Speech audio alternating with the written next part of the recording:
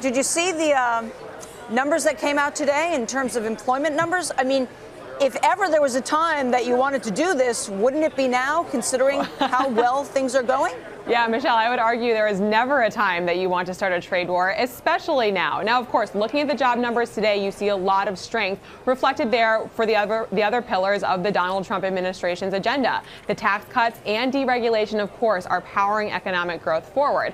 However, I do think you see some weaknesses there as well, and I'm talking about the wage growth, or the lack thereof, that we've seen this month and the last. You know, about this time, we'd start to see those numbers shake loose, and they remain stubborn. I believe that is an indication that moving forward, we're going to continue to see hesitancy from businesses that otherwise wouldn't be there. You'll recall from last year, one of the major driving forces of growth from the Tax Cut and Jobs Act was the way that would realign business incentives so that businesses would invest here at home. We're not seeing that amount of investment back in workers, so we're not seeing productivity gains or the higher wages that would result. Got it. Jeffrey, your take in terms of the strength of the economy being here to stay during this trade dispute?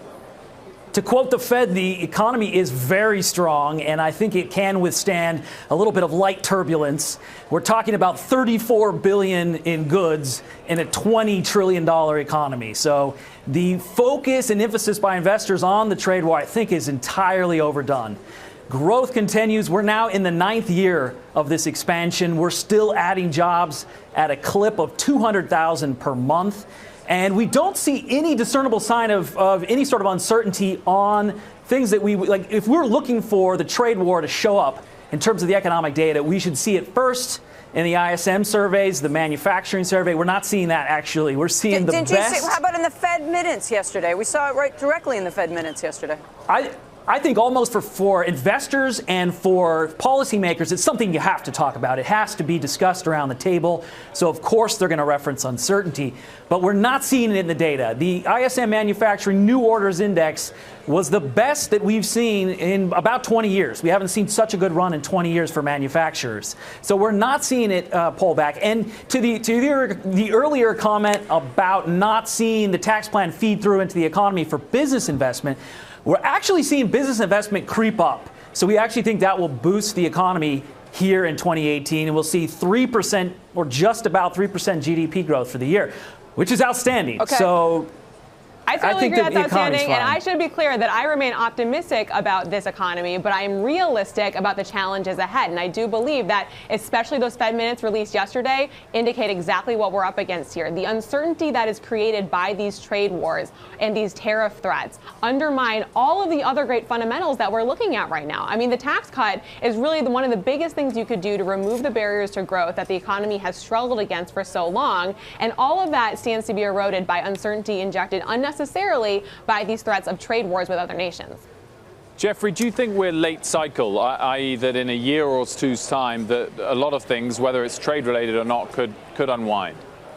Well, we're 9 years into the cycle, so it's a long cycle. I think what I would say is that these economic cycles of late, the last 2 or 3 cycles, have been longer.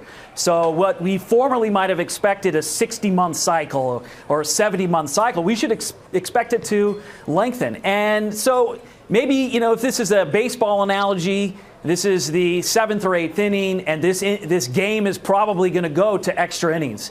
I think we'll make it into 2020 or even 2021 without a recession, because we just don't see the signs that you would need to see for a recession, or just not on the horizon right now. All the tariff talk notwithstanding. Matty, you don't like the methodology that we're seeing, but do you agree with any of the issues that have been highlighted by members of the administration when it comes to trade, when it comes to uneven playing fields in terms of tariffs or the Chinese? I 100% agree with the administration, with the president, that the United States deserves to be the strongest economy on earth. And we certainly can be that way. We have seen trade policy that doesn't undermine the strengths that we already have. And I would argue that there's one more point that hasn't been raised that will be fleshed out as we move closer to November. And that's the political instability that will be fostered if we see political differences in the House or in the Senate come in November. If trade undermines the strength in the economy, we know what that bodes for current leadership in Congress, and having a divided government next year will certainly increase instability and will not be a good reflection for the strength we see in the economy right now. So that's another worry. What do you do about China? My question was, what do you do about China? Anything?